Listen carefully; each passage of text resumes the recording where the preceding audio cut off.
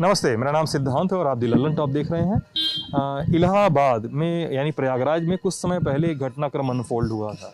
नरेंद्र गिरी यानी पंचायती अखाड़ा श्री निरंजनी, लेटे हुए हनुमान मंदिर और बाघंबरी मठ के जो महंत हैं उन्होंने अपने शिष्य आनंद गिरी को निष्कासित कर दिया था, आश्रम से भी, मठ से भी, मंदिर से भी। कहा कि आनंद गिरी मंदिर का चढ़ावा वढ़ावा अपने घर पहुंचा रहे हैं, अपने घर वालों से संबंध रख रहे हैं और ये सब संत समाज में संत समाज की परंपरा के अनुकूल नहीं है, अनुशासनहीनता है। अब आनंद गिरी ने कहा कि ये सब हम तो नहीं कर रहे थे, हम तो भाई संत समाज का पालन कर रहे थे, हमने संन्यास ले लिया था। उल्टा नरेंद्र गिरी मठ के मंदिर के पैसे लुटा रहे हैं, उन्होंने मठ की ज़मीन, अखाड़े की ज़मीन बेच दी लोगों को। इस तरह के आरोप नरेंद्र गिरी पर उन्होंने लगा दिए। आरोपों की फहरिस्त यहीं खत्म नहीं होती है, आरोपों की फहरिस्त जाती है तमाम राजनेताओं तक। संबंधों में कहा जाता है कि पैरेलल राजनीति हो रही है, कहा जा रहा है कि अपना प्रभुत्व बढ़ाने की कोशिश हो रही है। कहा तो ये भी जा रहा है कि आनंद गिरी पर ऑस्ट्रेलिया में एक सेक्सुअल असॉल्ट का केस हुआ तो आनंद गिरी जैसा कहते हैं कि वो उनके खिलाफ जो षड्यंत्र करने वाले लोग थे, कथित रूप से उनकी साजिश थी। कई खबरों में सेक्सुअल असॉल्ट को रेप कहा गया, जिसका खंडन करते हैं आनंद गिरी। आइए हम देखते हैं उनसे बातचीत करते हैं आनंद गिरी से और देखते हैं कि उनका इन आरोपों पर, इस पूरे घटनाक्रम पर क्या कहना है। आइए।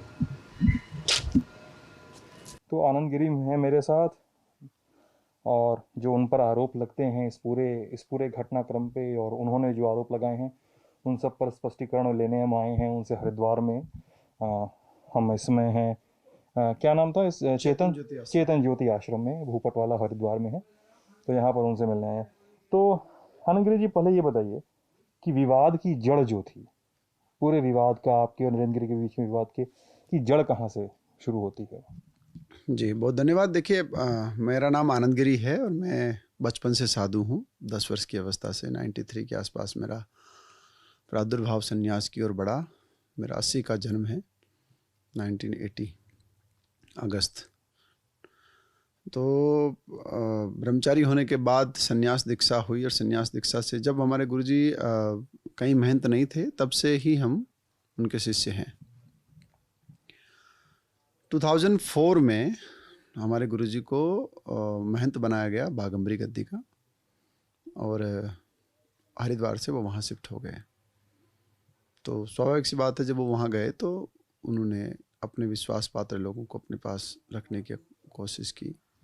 मैं उस समय गुजरात में था, अखाड़े के ही द्वारा संचालित जो संस्था हैं उनमें मैं थानापति के पद पर तैनात था। जब महंत बने तो उसके बाद मैंने गुरुजी से कहा था कि अब आप अच्छी जगह महंत बन गए, वहाँ अच्छे से आप रहिए और बढ़िया से संस्था को चलाइए और ठीक से इस चीज़ को आगे बढ़ाइए। उनके द्वारा वहाँ पर 2004 में गद्दी नशीन होने पर 2005 में मैं वहाँ गया और जैसे ही वहाँ गया तो क्या हुआ कि वहाँ पे एक विद्यालय है हमारा, संस्कृत विचारानंद संस्कृत महाविद्यालय। तो उस विद्यालय की कुछ भूमि का उन्होंने विक्रय कर दिया, बेच दिया। तो उस समय चूँकि मैं छोटा था और मुझे बहुत समझ नहीं थी, तो अखाड़े ने विरोध किया और अखाड़े ने इनके खिलाफ एक्शन लिया कि इन्होंने संस्थान की जमीन, चूँकि हमारे यहाँ मठों की परंपरा ये है कि हम मठ को संवर्धन कर सकते हैं, संरक्षित कर सकते हैं, पर उसको बेच नहीं सकते। तो अखाड़े ने एक्शन लिया। मैं छोटा था उस समय, तो मैंने गुरुजी का साथ दिया। अखाड़े ने उस समय मुझे कहा था कि तुम्हें अखाड़े की ओर आना चाहिए, तो मुझे नहीं पता चल रहा था, तो मैंने कहा नहीं, गुरुजी ने अखाड़ा दिखाया तो गुरुजी के साथ मुझे जाना पड़ेगा, तो मैं उनके साथ गया। खैर उस पर विवाद बढ़ा और अखाड़े के साथ बात विवाद हुआ, फिर थोड़ा शांत हो गया, फिर चीज़ नॉर्मल हो गई। फिर 2006 में एक बार पुनः गुरुजी ने लगभग 2.5 बीघा ज़मीन बेची और वो ज़मीन बिकी, मुझे पता ही नहीं चला जबकि मैं वहीं था। और रजिस्ट्री करने के बाद, दाखिल खारिज करने के बाद लगभग 6 महीने बाद एहसास हुआ। तो मैंने पूछा कि ये क्या है, ये कॉलोनी कैसे कटी मठ की ज़मीन से, क्या हुआ, ये क्या कारण रहा। तो मैं था और उसमें तत्कालिक हमारे पुजारी थे अध्या महाराज और सुरेश महाराज के नाम से 2 बड़े ज्येष्ठ पुजारी थे मंदिर के। तो उनके सामने ही वो रोने लग गए और कहा कि देखो मेरे पे बड़ा दबाव था, मुझे कुछ पैसों की आवश्यकता थी, मेरे से गलती हो गई, मैंने बेच दिया, मैं आगे इसको नहीं बेचूंगा, मेरा इसमें सहयोग करो। अखाड़े से फिर विवाद हुआ, अखाड़े ने फिर चीज़ें उठाई और फिर वो चीज़ें बड़े स्तर पे खड़ी हुई। तब भी हमने फिर गुरुजी का साथ दिया कि भाई ठीक है, इनसे गलती हुई है और आगे नहीं करेंगे। और मुझे खुद पे विश्वास था कि मठ आगे भविष्य में हम इसे बहुत बड़े स्तर पर लेके जाएंगे। मैं एकेडमिक व्यक्ति रहा हूँ, बचपन से पढ़ाई की है, शिक्षा से मेरा बहुत गहरा नाता रहा है। कलाम साहब ने बहुत प्यार दिया है और दुनिया भर के कई देशों में मैं इंडिविजुअल आइडेंटिटी के साथ गया हूँ। मुझे किसी ने इंट्रोड्यूस नहीं किया। मैंने जैसे जैसे स्टडी के बेस पे तैयार होता गया, जैसे जैसे प्लेटफॉर्म मिलती गई, उस ढंग से मैंने अपने आप को स्थापित किया है। मैंने हनुमान जी की सेवा की है, लेकिन हनुमान जी की सेवा में जब से था 2005 से लेकर के आज तक मैंने कभी हनुमान जी का 1 रुपया नहीं लिया है। और लेटे हुए हनुमान जी के मंदिर की बात कर रहे हैं जी, लेटे हुए हनुमान जी के मंदिर का या मठ का, मैंने वहाँ के खेतों का भी संचालन किया है, खेतों की भी रूपरेखा सुधारी है, मठ की भी रूपरेखा सुधारी है और मंदिर की भी रूपरेखा सुधारी है। और ये मैं नहीं बोल रहा हूँ, आप शहर में जाकर किसी से पूछ सकते हैं कि आनंद गिरी ने क्या किया है। मैं सारी व्यवस्था देखता था, स्वयं भगवान का श्रृंगार करता हूँ, स्वयं भगवान की आरती करता था। मुझे भगवान से बड़ा प्रेम है, तो चाहे वो मठ के भगवान शंकर हो, उनका श्रृंगार बहुत प्रसिद्ध है। आप किसी को पूछेंगे कि सावन में श्रृंगार किसका फेमस है तो आपको बताएंगे। और हनुमान जी के श्रृंगार और श्रृंगार आरती बहुत प्रसिद्ध है। प्रयागराज के लोग शाम के समय में हनुमान जी की श्रृंगार आरती देखने आते थे, वो आरती मैं स्वयं करता हूँ अपने हाथ से। तो बहुत अच्छा स्नेह प्रेम प्रयाग से मिला। लेकिन मैंने कभी हनुमान जी से जो दान पात्र खुलता है, उस दान पात्र का हमने कभी न हिसाब मांगा, न हमने लिया, न हमने कभी खोला। मंगलवार के दिन शाम को या फिर बुधवार को सुबह पेटी खुलती थी, वो पेटी खुल करके गुरुजी के पास चली जाती थी। गुरुजी उसको अपने शिष्य के साथ गिनवाते थे, वो अपने आप देखते हैं। हमने कभी पूछा भी नहीं कि क्या आया है और हमने कभी जाना भी नहीं और हमने जानने की कोशिश भी नहीं की, क्योंकि मुझे आवश्यकता भी नहीं थी। मैं समझता था कि पैसे पास में आएंगे तो दिमाग उल्टा घुमाएंगे, अभी सेवा में है तो सेवा में रहे हैं हम, हमें आवश्यकता भी नहीं थी। जितनी ज़रूरत थी, रोटी मिलती थी, कपड़ा मिल जाता था, हमारा काम पर्याप्त हो जाता था। फिर मैं शुरू से ही योग में मेरा एजुकेशन रही, तो योग के क्लासेज है या छोटे मोटे यज्ञ कराता था, तो मुझे बहुत लोग बाहर से भी स्नेह करते थे, बोलते थे, बुलाते थे, तो इतनी दक्षिणा दे देते थे जिससे मेरा स्कूल का मेरी फीस वगैरह है या मेरे अपने छोटे खर्चे हैं वो आराम से पूरे हो जाते थे। यही रूटीन 2021 तक भी यही चला। मैंने कभी 1 रुपया मंदिर का नहीं लिया। जब 2006 की ज़मीन बिकी तब मैंने अपोज किया और तब वहाँ पर इमोशनली चीज़ें ला करके मेरे सामने रखी गई कि ठीक है, अब आगे गलती नहीं होगी, हमसे गलती हो गई। फिर स्टाफ ने भी कहा कि जाने दीजिए, गुरुजी हैं, आगे देखा जाएगा। फिर मैं रुक गया। फिर 2007 या 8 के आसपास उन्होंने वहाँ पर तत्कालिक आईजी साहब थे, RN सिंह साहब, रेलवे के आईजी थे, उनके साथ मित्रता हो गई, दोस्ती हो गई और उन्होंने कुछ प्रपोजल गुरुजी को दिया कि कुछ ज़मीन अगर आप मुझे दे दोगे तो मैं आपको ऐसा वैसा कुछ कहानी बना के दिया उनको। मैं उसी टाइम पे मुझे पता चला, मैंने अपोज किया। मैंने कहा आप ये क्या कर रहे हैं? अगर ट्रांसफर हुआ फिर वो कहानी जो है बताते हैं। वो इतना आसान नहीं था, क्योंकि वो आईजी था और उसको जब प्रपोजल हमने रिजेक्ट करवा दिया तो वो गुस्सा हो गया। वो बोला कि तुम कैसे मना कर सकते हो इसे। तो उन्होंने बड़ा प्रोपेगेंडा किया और उन्होंने हम लोगों को जेल में डालने की पूरी कोशिश की कि कोई भी आरोप लगा करके, गाजा फेंक करके, चरस फेंक करके या असला बारूद दिखा करके इनको जेल में डाल दिया जाए। उन्होंने खूब अपना आधिकारिक बल का प्रयोग करने की कोशिश की, पर भगवत कृपा से ऐसा हो नहीं पाया। अंत में उन गुस्सा होकर के वो धरने पे आके बैठ गए मंदिर पे। शनिवार का दिन था। चूँकि मैं बचपन से ही छात्र नेता रहा था और बोलने में ठीक ठाक था, तो जनेश्वर मिश्रा उस समय तत्कालिक मंत्री हुआ करते थे, वो मुझे बहुत स्नेह करते थे। उन्होंने शायद मुझे कहीं सुना था, तो सुनने पर उनका एक प्यार था। बाबूजी वो हमेशा कहते थे कि यार तुम छोड़ो, समाजवाद की राजनीति करो, राजनीति की ओर आओ। मुझे हमेशा राजनीति के ऑफर मिलते रहे, चाहे वो सिंगल साहब की ओर से हो, चाहे जनेश्वर मिश्रा जी की ओर से हो। तमाम लोगों ने हमेशा मुझे बहुत स्नेह दिया कि आप पॉलिटिकल आइए, बट हमने कभी ध्यान नहीं दिया राजनीति, क्योंकि मैं महात्मा बन गया तो मुझे कुछ करने की आवश्यकता नहीं थी। मुझे ऐसा लगता था, तो मैंने कभी ध्यान नहीं दिया। बट उस समय जनेश्वर मिश्रा जी ने बड़ा सहयोग किया और जब धरने पे आईजी बैठे थे तो मुख्यमंत्री मुलायम सिंह जी के पास वो हमारी बात पहुंचाई। और रमाबाई गेस्ट हाउस लखनऊ का गवाह है उसका, बेनी प्रसाद वर्मा जी, जनेश्वर मिश्रा जी, माननीय मुलायम सिंह जी और तमाम आला ओम प्रकाश जी, तमाम मंत्रियों के साथ में लाइचने की ऐसे ही कमरा था, मीटिंग थी। उसमें जाकर के मैंने अपनी गुहार लगाई। मैंने कहा नेताजी बचाइए, मंदिर में जाएगा और हम लोगों पे आँच आ रही है। हनुमान जी का मंदिर है, नेताजी मंदिर को, हनुमान जी को बहुत मानते हैं। तो उन्होंने कहा अच्छा ठीक है, चिंता नहीं करो। फिर जिस दिन धरने बैठे तो नेताजी ने एक्शन लिया और उनको सस्पेंड किया।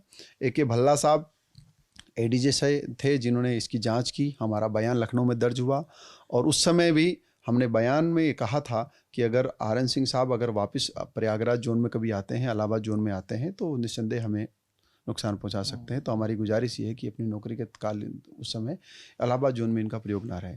और वो बहुत अच्छे से हुआ। RN सिंह साहब वहाँ से गए, फिर चीज़ें नॉर्मल हो गई। 2011 के आसपास गुरुजी की मित्रता और वहाँ के चूँकि गुरुजी हमारे रहने वाले इलाहाबाद के ही हैं, उनका गांव छतौना पड़ता है, वहीं के रहने वाले हैं। तो उनके जो बाल्यकाल की कुछ चीज़ें थी वो थोड़ी सी, होता ही है कि बचपन के दोस्त होते हैं या बचपन के कुछ आइडियल होते हैं तो उनको लोग मानते हैं। तो एक महेश नारायण सिंह साहब पॉलिटिकली वो थे और समाजवादी पार्टी के नेता थे, तो उनके साथ दोस्ती हुई। उन्होंने कुछ ज़मीनों का सौदा करवा दिया, लगभग 6-7 बीघा ज़मीन का सौदा उन्होंने करवा दिया, और इस बात का हमें एहसास ही नहीं हुआ। 2011 में सौदा हुआ, 2011 के अंत में मुझे इस बात का एहसास हुआ। और एक दिन जब रजिस्ट्री करके आए थे तो मंदिर की गद्दी बैठे बैठे गुरुजी गिर गए नीचे। तो मैं घबरा गया, मैंने कहा क्या हुआ। हम भाग करके उठा करके लेके इनको प्रीति नर्सिंग होम लेके गए, AK गुप्ता साहब डॉक्टर थे वहाँ के, उनके पास, और वहाँ ट्रीटमेंट कराया। तो होश आने पर उन्होंने बताया कि मुझसे एक भारी गलती हो गई है, मैंने एक ज़मीन जो है उसका सौदा कर दिया। इतना गुरुजी मतलब जमीन के सौदा करने के बाद बार बार वो कहते थे कि भारी गलती हो गई है। भारी गलती हो गई, ये 4-5 बार हो चुका है अब तक। तो 4-5 बार हो चुका था। ये 2011 के एंड की लास्ट गलती थी, और इसमें फिर हमने बड़ा भारी एक रुख अख्तियार किया कि मैंने कहा अभी ये नहीं हो सकता, ज़मीन हम नहीं देंगे किसी सूरत में। लेकिन हमारे हाथ में चीज़ें तब निकल गई कि ज़मीन बिक गई है, रजिस्ट्री हो गई, दाखिल खारिज भी हो गई है। खाली कब्जा हमारे पास था, बट सब कुछ हो गया है। फिर SPCT की यहाँ मीटिंगें हुई, तमाम प्रकार से चीज़ें हुई। महेश नारायण सिंह चुनाव, उसमें चुनाव चला, 2011-12 का चुनाव था शायद विधानसभा का। वो विधायक बना, और विधायक बनते ही उसी दिन, चुनाव के परिणाम के दिन ही, उसने 50 राइफलों के साथ मठ पे चढ़ाई की। मैं मंदिर पे था, मैंने आकर के पूरी ताकत के साथ लड़ाई की उसके साथ। मैंने कहा तुमसे उम्मीद नहीं थी, तुमने हनुमान जी के लड्डू खाए, हनुमान जी के दर्शन किए हैं, तुम ऐसे कैसे कर सकते हो। तो उसने कहा कि छोटे महाराज आपको कुछ नहीं पता है, पीछे चीज़ें बहुत कुछ बदली है, बहुत कुछ हुआ है, इन्होंने बहुत पैसा लिया है। तो उनके साथ में एक सिपाही अजय सिंह है, तो उसने भी उसमें कुछ हिस्सेदारी अपनी सुनिश्चित की थी। वो बहुत भारी समय था मेरे लिए, और मुझे ऐसा लगा था कि क्यों साधु बन गए हम ना, ये सब चीज़ें करनी थी तो महात्मा ना बनते। क्योंकि हमारे पूर्वजों ने, हमारे गुरुजी इसमें इस गद्दी के 16वें महंत हैं। 16वें महंत, आप समझ सकते हैं कि आदमी को अपने परदादा 4-5 पीढ़ी के बाद याद नहीं रहता है। हमारी वो गद्दी बहुत स्वर्ण अक्षरों में लिखी जाने वाली गद्दी है, बाघम्बरी गद्दी का नाम है। और करीब 500 किलोमीटर के दायरे में उस गद्दी के शिष्य हैं, और लोग बहुत स्नेह करते हैं, प्यार करते हैं उस पीठ को। हमारा एक बहुत बड़ा संस्कृत विद्यालय है, बहुत बड़ी गौशाला है, जिसके कारण वो मठ जाना जाता है। फिर अखाड़े से विवाद हुआ, फिर तमाम प्रकार की वही बातें हुई, फिर चीज़ें खड़ी हुई, और अंत में फैसला ये हुआ कि ये ज़मीन चूँकि लिखी जा चुकी है, रजिस्ट्री हो गई है, दाखिल खारिज हो गई है, तो आधिकारिक रूप से हम इसका कुछ कर नहीं सकते। और पैसा जो था वो कहाँ गया किसी को पता नहीं है, तो कुछ हाथ में था नहीं। हमने बेमन से ही सही वो हिस्सा काट कर गद्दी का देना पड़ा। और हमने तब गुरुजी का कि मैंने कहा अब मैं आपके पास नहीं रहूँगा, आप अपने हिसाब चलिए, मुझे अपने ढंग से कहीं चलने दीजिए, क्योंकि मैं ऐसे नहीं कर सकता। मैं अपने माँ बाप को छोड़ करके सन्यासी बना हूँ, तो वो भी मुझे गालियाँ देंगे कि तुम सन्यासी बन के क्या कर रहे हो, इससे अच्छा तो गृहस्थी बनते, व्यापार करते, परिवार पालते, तुम ये सब बनने की क्या आवश्यकता थी। तो उस समय अलग होने की बहुत कोशिश की। फिर मैंने अपने आप को वहाँ से मोल्ड किया, और मैं देश से बाहर अपने कार्यक्रम योग पर फोकस करना शुरू कर दिया, कथाएं इत्यादि करना, इस तरह में निकल गया, बाहर ज़्यादा रहने लगा। 2017 में फिर उन्होंने एक हमारी गौशाला, अब छोटा सा मठ है, अब इस मठ की स्थिति बहुत छोटी हो गई, छोटा सा एक विद्यालय है, उसके पास में एक छोटा सा गौशाला है, और मठ की बिल्डिंग है। और मठ की बिल्डिंग के ठीक पीछे गायों के लिए, जो गायें होती उनके लिए घास की जगह, थोड़ी बहुत सब्जी भाड़ी लगती, वो जगह है। तो इस मठ का जो मुख्य गौशाला का हिस्सा वो रोड से लगा हुआ है, वो लगभग 1.5-2 बीघे का हिस्सा होगा।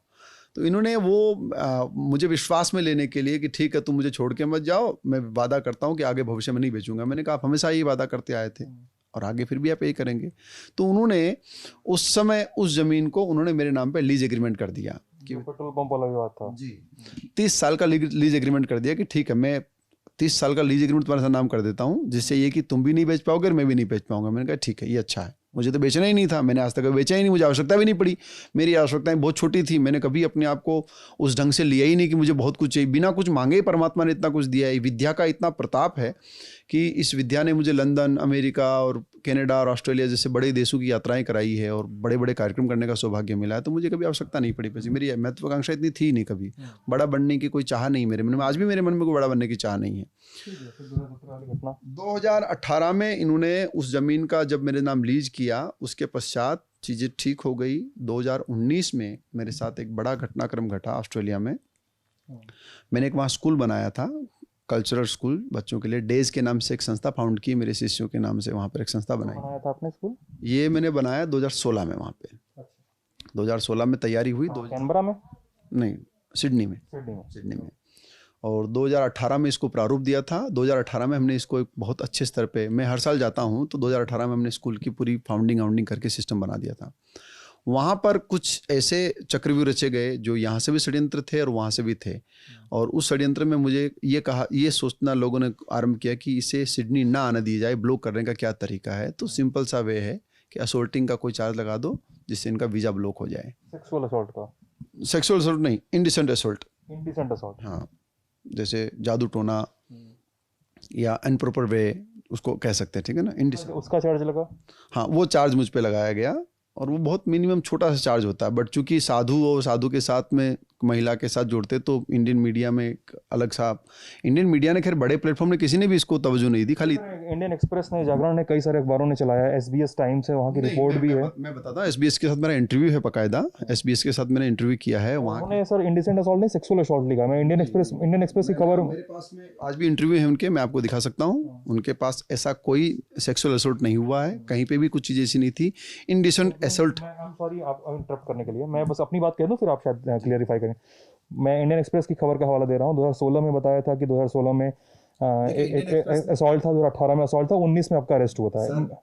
दुनिया क्या कहती है आपके बारे में, मैं उसको सही नहीं मान सकता हूँ ना। आप अपने आप एक जिम्मेदार व्यक्ति हैं। अगर आप कोई चीज़ बिना सोचे समझे किसी और के कहने पे तय कर लेंगे, तो फिर आपकी विश्वसनीयता बड़ा भारी प्रश्न उठ जाएगा, है ना। मेरा ये कहना है कि जो एथेंटिक प्रमाणिक पेपर है जिसके साथ मैंने इंटरव्यू किया है, वो एविडेंस मेरे पास में है, और कोर्ट से जो हुआ वो एविडेंस है। चार्ज लगे वो एक्विट हो गए। एक्विट हुए ना।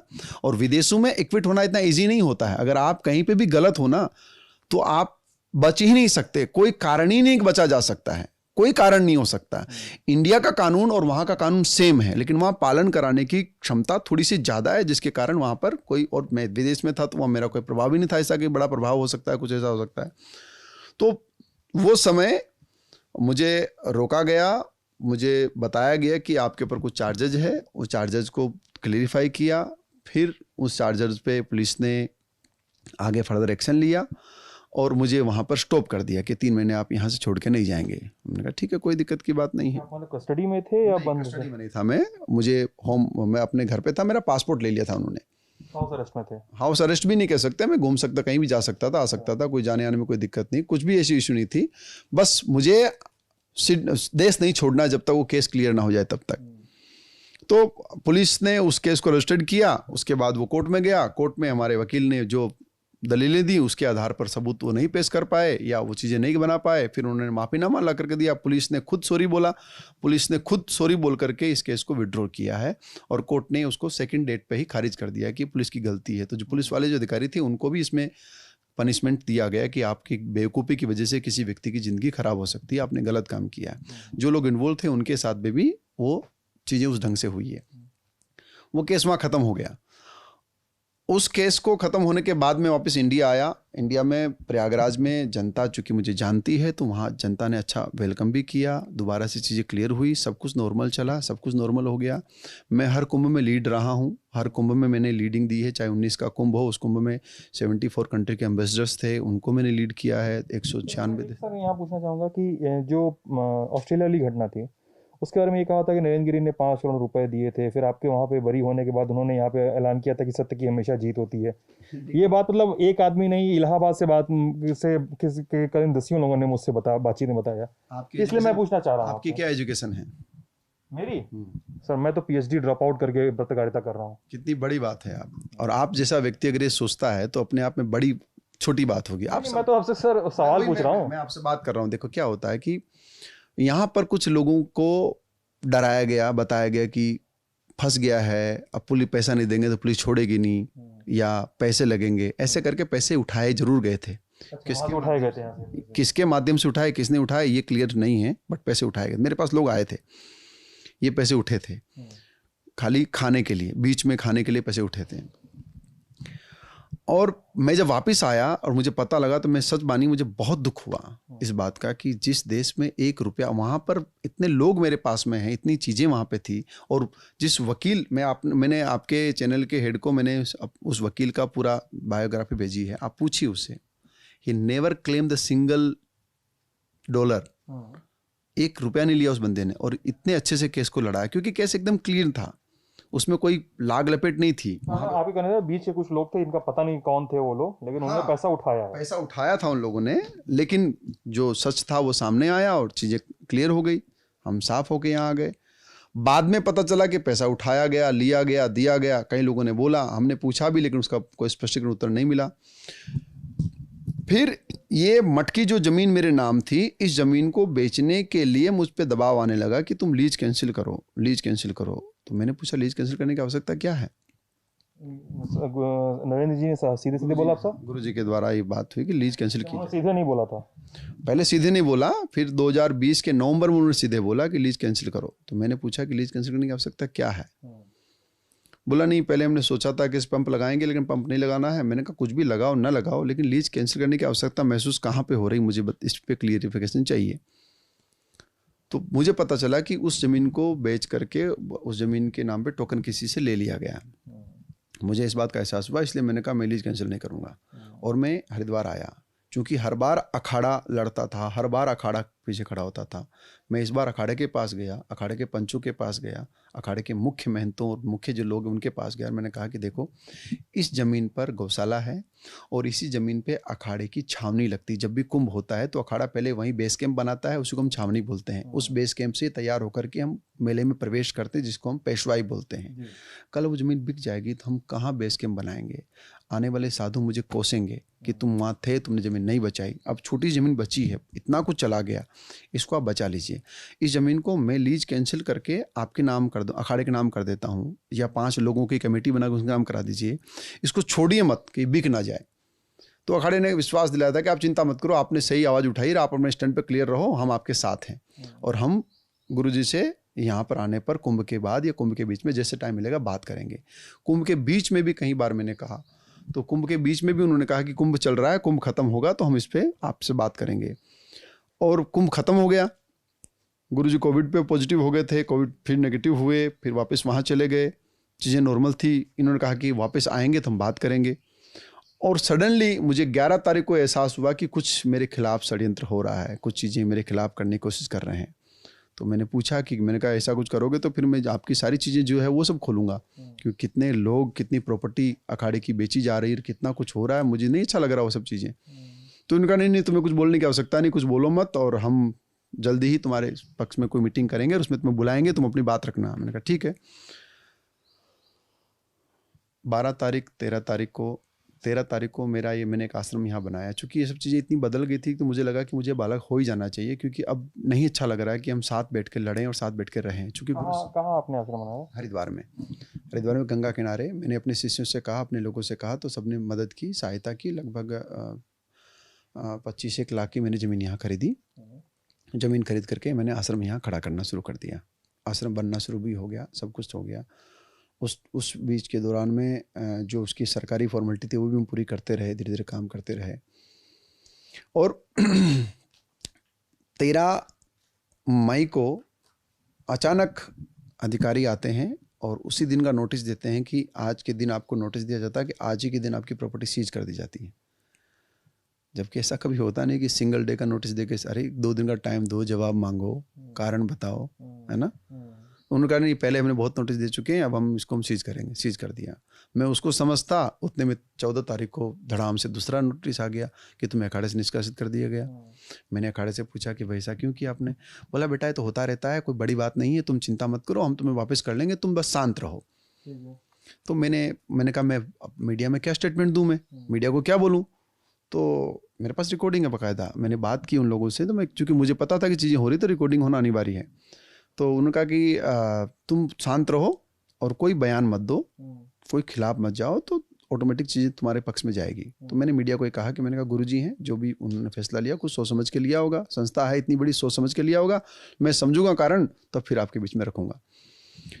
निष्कासन हो गया। मुझे निष्कासन से भी दिक्कत नहीं थी, उन्होंने निकाल दिया, मुझे उससे भी कोई दिक्कत नहीं थी। मुझे दिक्कत इस बात से हुई कि जब उन्होंने ये आरोप लगाया कि हनुमान जी का पैसा मैं अपने घर ले गया हूँ, तो मुझे बहुत तकलीफ हुई कि मैंने 30 साल का जीवन, संन्यास जीवन में आपको दे दिया। मैं अपने घर कभी नहीं गया, मैं अपने माता पिता से नहीं मिला, मैं अपने कहते हैं उज्जैन में अपने घर वालों को बुलाया था भैया। उस चीज़ के कारण बताता हूँ। और बिना मिले बिना गए कोई आदमी ये कह दे कि उनको पैसा लगा, तो जब वो न्यूज़ देखेंगे तो कितना बड़ा धक्का उनको लगेगा। और मैं चुप रहता हूँ तो सीधी बात एडमिट हो जाएगा वो, तो इसका मतलब तुमने दिया तभी तुम चुप हो। फिर मैंने खुल करके बोलना शुरू किया। चूँकि मैं सन्यासी हूँ, चूँकि एक फेमस योग गुरु हूँ, धर्म गुरु हूँ, तो दुनिया मुझे जानती है। जहाँ मेरा जन्म है लोग बोलते तो है नहीं। तो कुंभ में हर एक व्यक्ति, आप कुंभ में जाते हैं तो क्या कुंभ में जाने का अधिकार किसी को नहीं है क्या? अगर माँ बाप आकर के प्रणाम करके जा रहे हैं तो इसमें बुराई क्या है? उनका ये आरोप था कि आपने राजसी ठाट बाट के साथ एकदम उनको ठहरवाया था, अपने भैया भाभी को, ऐसा कुछ कहा था उन्होंने। देखिए, राशि ठाट बाट तो मेरा अपना नहीं है, मैं उनको कैसे ठहराऊंगा? मैं कोई करोड़पति व्यक्ति हूं, या मैं कोई मिलियनर हूं, या वो मुझे कोई पैसा देते हैं, या कोई मेरी तनख्वाह आ रही है। कुंभ में ऐसा होता है कि लोग मिलना चाहते हैं, लोग मिलते हैं। राशि ठाट बाट क्या होता है?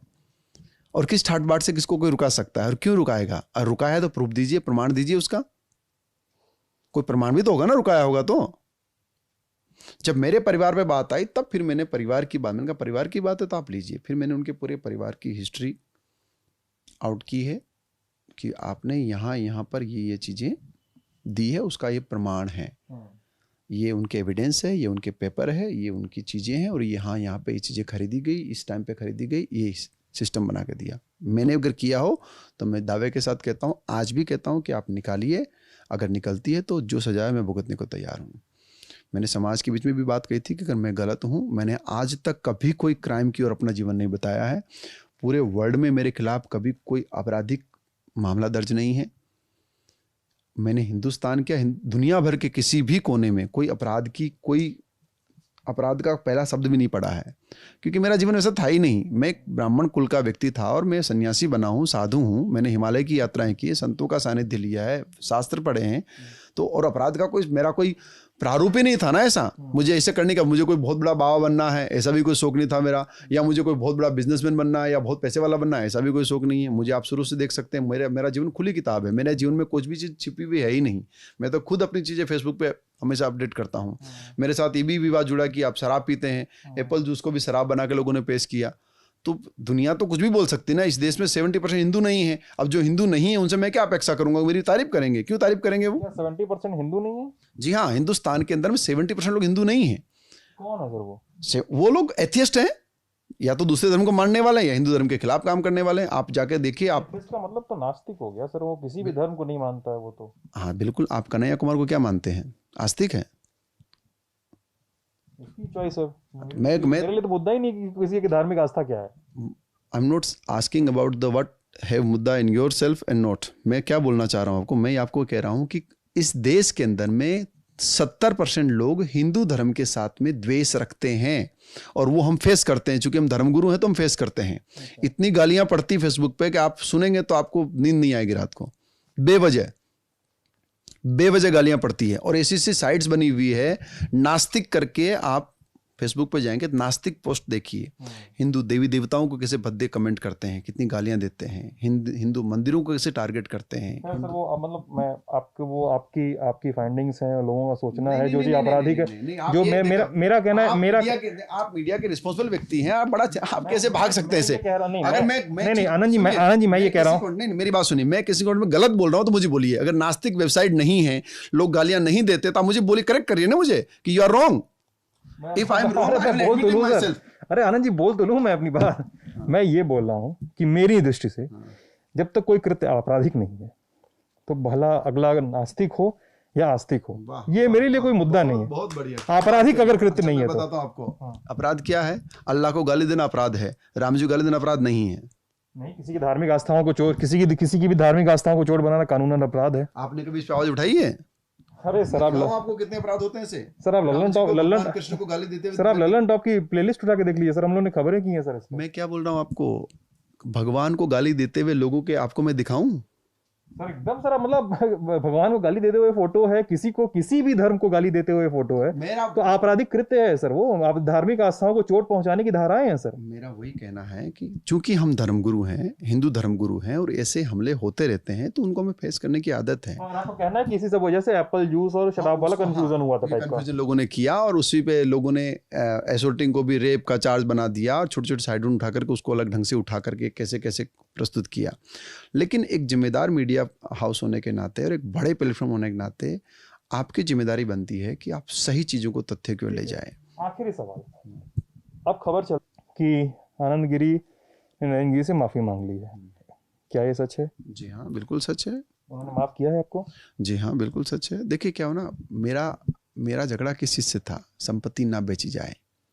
आपने क्या माफी मांगी? आपने माफी मांगी है कि सर आपने कृत्यों के लिए मैं माफी मांगता हूँ? मैंने, देखिए आप सुनेंगे उसको, तो मैंने माफी इस बात में मांगी कि ठीक है, भावावेश में या फिर अज्ञानता में मैंने कोई ऐसा शब्द कहा जिससे आपका अपमान हुआ तो मैं उसके लिए माफी मांगता हूँ, ठीक है ना। लेकिन आरोप बरकरार है आपके। आरोप जो है वो सामने है, आप उसकी जांच करिए, देखिए, समझिए विषय को ना। आप देखिए, धरती पे देखिए, धरती पे क्या चीजें हैं, मैंने क्या चीजें दी है, क्या प्रूफ दिया है, समझिए उसको ना। मैं गुरु का सम्मान हमेशा करता था, हमेशा करता और हमेशा करता रहूंगा। लेकिन फिर मैं अपने उसके साथ साथ ये भी कहना चाहूंगा कि मैं अपने धर्म को बेचने नहीं दूंगा किसी भी सूरत में, ये भी मेरा दायित्व है, ठीक है ना। अच्छा, इस आरोप में कितनी सच्चाई है, कि इस बात में, इस चर्चा में कितनी सच्चाई है, आप ही बताइए, क्योंकि गेंद आपके पाले में है भी, बिल्कुल कि नरेंद्र गिरी को इस बात से खुन्नस थी कि आप अपना खुद का एक एम्पायर खड़ा कर रहे थे उनके पैरेलल। कुंभ के समय आप अर्धकुंभ इलाहाबाद में आप मीटिंग्स कर रहे थे नेताओं संत समाज के साथ, उन्हें उनकी जानकारी के, इस तरह की कई सारी खबरें, कई सारे इनसाइट सामने आते हैं। देखिए, ये तो इसको बोलते हैं गॉसिप, ये आपने एज्यूम किया हुआ है। नहीं, मैं सुन रहा हूँ, इसलिए मैं बोला गेंद आपके पाले में, जवाब सर आपको देना है, क्लेरिफिकेशन आपको देना है बस। मैं बिल्कुल दूंगा। हम लोगों में ऐसा कोई मीटिंग या कोई ऐसा विषय नहीं है जिससे कहा जाए कि मैं कोई एम्पायर खड़ा कर रहा हूँ या नाम बना रहा हूँ। मेरा नाम इंडिविजुअल है। मैंने 2008 में एक संस्था बनाई थी, गंगा सेना, ठीक है ना। उसमें लगभग 4000 से अधिक युवा जुड़े हुए हैं। हम गंगा जी की सफाई के लिए काम हम करते हैं, और वो काम, और यूथ पे, चूंकि मेरा सब्जेक्ट ही यूथ पे रहा है, मैं मेंटल और फिजिकल हेल्थ पे ही बोलता हूँ। IIT IIM जैसी संस्थाओं में बोलने का मौका मिला है, दुनिया भर की बड़ी संस्थानों में जाकर के बोलने का मौका मिलता। तो यूथ के साथ मेरा कनेक्शन आज से नहीं, समय शुरू से है। कलाम साहब से संबंध था, तो स्वाभाविक सी बात है कि जो राजनेता है मेरे साथ बहुत अच्छा संबंध मुरली मनोहर जोशी जी से था, मेरा बहुत अच्छा संबंध अशोक सिंघल साहब से था, भगत सिंह कोश्यारी जी से था, केशव प्रसाद मौर्य से है, योगी जी से है। तो ये संबंध तो किसी ने बनाए नहीं ना। आप काम करोगे, दुनिया अपने आप मानेगी। आप ललन टॉप के एक पत्रकार हैं, आपको दुनिया अगर पूछती है और आपके फोटो खिंचवाती है तो इसमें कोई बुराई थोड़ी है। आप ये थोड़ी कह सकते हैं आप ललन टॉप के साथ एक पैरेलल अपना एम्पायर खड़ा कर रहे हैं, आप इसको एम्पायर कहेंगे क्या? आपका काम है, जब आप काम करोगे तो लोग आपको अप्रिशिएट करेंगे, इसमें कौन सी बड़ी बात है। ये कोई किसी के खिलाफ कोई वो नहीं है, हम किसी के खिलाफ नहीं थे, हम अपना काम कर रहे थे, और अपने काम का अगर एप्रिसिएशन मिलता है तो इट्स नॉट रॉन्ग, ये कोई गलत बात नहीं है। इसमें मैं कहाँ गलत हूँ, मुझे कहा ये बताया जाए, मैं कहाँ गलत हूँ इसमें। मैं हमेशा गुरु जी के पास चरणों में बैठता था, चरणों में बैठता हूँ और चरणों में बैठता रहूंगा, कभी उनके ऊपर नहीं बैठा। कोई मीटिंग ऐसी नहीं होगी जिस मीटिंग में वो बैठे और मैं उनके साथ कुर्सी बैठा हूँ। कोई ऐसा मंच नहीं रहा होगा जब उनका मैंने सम्मान न किया हो या खुले मन से ना कहा होगा कि इनकी वजह से मैं बना हूँ। कोई ऐसा मेरा वक्तव्य नहीं होगा जिस वक्तव्य में मैंने कभी नहीं कहा होगा कि मैं आज जो कुछ भी हूँ अपने गुरु की कृपा से हूँ। ये मेरे खुले मंच के बयान हैं। फिर इसमें कहाँ आ गया कि मैं उनसे बड़ा बनना चाहता हूँ, या इसमें कहाँ आ गया कि मैं उनके पैरेलल कोई चीज खड़ी कर रहा हूँ। अरे बाप बाप होता है, बेटा बेटा होता है। एक बात ये भी उठती है सर आपके ऊपर कि कुंभ के समय एक कैटर का सारा सामान वामान आपने बहुत दिन तो कैटर को भागना भागना पड़ा था, ऐसा कुछ भी कहा जाता है। ये सब फेक है, ये फेक न्यूज है। हम जब कैंप लगाते हैं तो बहुत सारे लोगों के साथ में हमारा सिस्टम होता है। जब कोई कैटर काम करेगा उसका हिसाब होगा, हिसाब देगा, पैसा लेगा, सामान लेके जाएगा। ये तो नॉर्मल चीज़ है, इसमें कोई भागना किसी को नहीं पड़ा है, या कोई भागा कहीं से नहीं है, या किसी का कोई सामान दबा के मैं के घर ले जाऊंगा क्या। और आपने कहा था एक संत की आत्महत्या को आपने कहा था कि वो हत्या हुई, इसकी जांच की जानी चाहिए। हाँ, मैंने ये कहा था। कितनी सच्चाई है इस आरोप में? अभी भी ये इस आरोप पे टिके हैं आप? बिल्कुल, आप देखिए सच्चाई, मैंने तो बोल दिया, अब आप आगे तय करना आपका काम है, मीडिया का काम है, कितना उठा सकते हैं आप। आपके उन्होंने पास कहा था, मैंने मेरी इसको लेकर कई सारे अधिकारियों से बातचीत हुई थी इस पूरे केस को लेकर। उन्होंने कहा कि ये this was not homicide, but this was a suicide, a clear case of suicide, of depression and everything. They couldn't find anything related to homicide. What is the proof? उन्होंने जांच की, जांच के बाद ही बोल रहे थे। फॉरेंसिक रिपोर्ट कहाँ है? फॉरेंसिक रिपोर्ट कहाँ है? ये कहा गया कि वो शराबी थे, उनकी पोस्टमार्टम रिपोर्ट कहाँ है? क्या कहीं इसको उनकी लेकर आप पीआईएल क्यों नहीं डाल रहे हैं? इसका मतलब सवाल ये भी उठता है ना, फिर आपको एक पीआईएल डालनी चाहिए या आपको एक पैरेलल एफआईआर डालनी चाहिए। मैं बहुत छोटा व्यक्ति हूँ साहब, एफआईआर और पीआईएल में कितना समय लगता है सर? आनंद जी आप ही बताइए। मैं बोल रहा हूँ ना, मैंने कुछ नहीं किया तो मेरी ये दशा हो गई। आज मैं किसी और के यहाँ शरण लेके बैठा हूँ, मेरा आश्रम सीज कर दिया गया, मेरे पास रहने की जगह नहीं है, और मुझे रोज़ थ्रेटिंग मिल रही है कि तुम बाहर आओ, तुम्हें देख लेंगे, तुम्हें निपट लेंगे। यहाँ से लेकर के दुबई और पाकिस्तान तक के फेक कॉल मेरे पास में आ रहे हैं। मैं आपको कौन थ्रेट कर रहा है? थ्रेट कौन दे रहा है आपको? किसके कहने पे थ्रेट दिया जा रहा है आपको? क्या लगता है? अब उसके लिए बाइडेन तो करेगा नहीं अमेरिका से आकर के, उससे तो मेरी कोई बात ही नहीं। क्या मंगमरी मठ से ही थ्रेट दिया जा रहा है क्या? देखिए, मैं इस विषय को मैं नहीं कह सकता कि क्या है क्या नहीं है, लेकिन मेरी स्थिति को आप समझने की कोशिश करिए, अपने आप को मेरी जगह रख के देखिए। कितनी बड़ी संस्थान से मैंने पंगा लिया है और कितना बड़ा पंगा लिया है। मेरा एक ही कहना है कि मैं गलत हूँ तो मैं हर प्रकार की सजा भुगतने को तैयार हूँ, लेकिन कोई सुनने को तैयार हो, कोई समझने को तैयार हो, वन वे कोई फैसला लेता है तो उसमें मैं क्या कर सकता हूँ? बिना, हमारे यहाँ सिस्टम है अखाड़े का, पंचायत राज है। यहाँ अगर किसी व्यक्ति को अपराधी घोषित किया जाता है, नोटिस दिया जाता है, उसको सामने बुलाया जाता है, जज पे बिठाया जाता है, पूछा जाता है कि तुम्हारा अपराध है, बताओ तुम्हारे साथ क्या किया जाए। उसके लिए एसआईटी बनती है, कमेटी बनेगी, जांच करेगी। मेरे घर में अगर पैसा दिया तो घर तक जाते हैं ना लोग, पूछते हैं ना जा करके। मेरी माँ भी एक्सपायर की है, मैं माँ के मरने के बाद, चूंकि लोगों ने कहा और इतना बड़ा प्रकरण हुआ, मेरी माँ एक्सपायर कर गई, मैं गया हूँ, मैं अंत्येष्टि क्रिया करके आया हूँ उनका। और जब मैं गया हूँ तो मैं, आप यकीन नहीं करेंगे, आप जाके देखिए, हजारों लोगों ने, खाली देखने के लिए लोग सड़कों पे खड़े हो गए थे कि महात्मा इतने सालों के बाद वापस गाँव में आया। गाँव का एक एक व्यक्ति देखने के लिए पूरी रात लोग जगे हैं मेरे साथ में। अगर मैं रोज़ जाऊँगा तो कोई देखने आएगा किसी को? अगर मैं रोज़ जाऊँगा तो पता नहीं चलेगा, गाँव वाले नहीं बताएंगे। आप जाके पूछिए ना, समझिए चीज़ों को, विषय को ठीक से उठाइए। लेकिन वन वे फैसला करना है तो फिर आपका अधिकार है हजूर, आप हाकिम हैं, आप ही जज हैं, आप ही सब कुछ है, तो जो करना कर दिया। मैं, मेरा बस इतना सवाल छोटा सा, कोई आप होमिसाइड, सुसाइड के केस को अगर आप कह रहे हैं कि होमिसाइड है, या कोई सुसाइड और होमिसाइड के बीच में किसी केस में कंफ्यूजन है, तो why don't we file a PIL? Why don't we file an FIR to reopen the case, reopen the investigation? मतलब मेरे ख्याल से तो सीधा साधा वही है ना। देखिए, मेरे पास जितनी कैपेबिलिटी थी या मेरी जितनी औकात थी, मैंने वो किया, और उसका खामियाजा मुझे भुगतने को पड़ रहा है कि आज मैं विस्थापित व्यक्ति हूँ। मेरे पास न रहने की जगह है, न बैठने का जगह है, और न ही अखाड़े ने मुझे कुछ वो किया है। अखाड़े ने सीधा आरोप लगाकर बाहर करके दरवाज़ा बंद कर दिया है। मैं महात्मा हूँ, मेरे साथ इस समय कोई नहीं है। मैं हमेशा से बोलते आ रहा हूँ, और लगातार थ्रेटिंग मिल रही है कि तुम अगर ये नहीं करोगे तो ये हो जाएगा, वो हो जाएगा। मैं कहीं जा नहीं सकता, मैं जाता हूँ तो मुझे डर लगता है कि कहीं जाऊँगा तो पता नहीं क्या, कब कोई क्या कर देगा। चूँकि ये चीज़ें हो चुकी है, लोग मर चुके हैं। अच्छा, मैं ये मानता हूँ कि ठीक है, वो सुसाइड नहीं थे, तो जांच करो ना हजूर। सरकार किसके लिए होती है? तंत्र किसके लिए होता है? सिस्टम किसके लिए होता है? 1000 करोड़ का प्रकरण है, कोई छोटी मोटी बात है क्या? 500 करोड़ से ऊपर की प्रॉपर्टी बेच दी गई, पैसा कहाँ गया? पूछिए ना, कौन पूछेगा ये बात? सब काम मैं ही करूँगा क्या? मेरे तो जान पे लाले पड़े हुए हैं, रहने की जगह छीन ली गई, जबकि मैंने अपनी मेहनत, अपनी पुरुषार्थ से बनाया आश्रम, वो सीज कर दिया गया। आपको माफी दी गई, वापस नहीं लिया गया है मठ में और अखाड़े में। अब देखिए, वापस लेना न लेना ये तो उनका अपना फैसला है, वो क्या करेंगे क्या नहीं करेंगे। वर्तमान में मैं निष्कासित हूँ, वर्तमान में मेरी स्थिति आपके सामने है। वर्तमान में मैं एकदम सड़क पे हूँ, एकदम सड़क पे हूँ, और मैंने अपने जीवन में कोई अपराध कहीं नहीं किया है, किसी प्रकार की गलत कोई धारणा नहीं बनाई है। मैं कोई माफिया किस्म का, जैसे छोटे छोटे एलिमेंट्स जिसे कहते हैं कि जो विधर्मी हैं, हिंदू धर्म को हेट करते हैं, उन लोगों ने जो नेट पे डाले हैं वो मुझे बहुत दर्द दे रहे हैं, दुख दे रहे हैं इस पर। तो ये आनंद गिरी को आपने सुना, वो पूरे घटनाक्रम पर अपनी सफाई दे रहे थे, अपना पक्ष रख रहे थे। वो बता रहे थे कि उनका निष्कासन भले ही वापस नहीं हुआ है, लेकिन उनके गुरु ने उनको माफ़ ज़रूर कर दिया है, लेकिन उनके आरोप बरकरार हैं। इस पूरी रिपोर्ट पर, इस पूरी खबर पर, बातचीत पर आपकी क्या राय है हमें ज़रूर बताइएगा वीडियो के कमेंट सेक्शन में। आप लल्लन टॉप देख रहे थे, कैमरामैन है जेरी, बहुत बहुत शुक्रिया।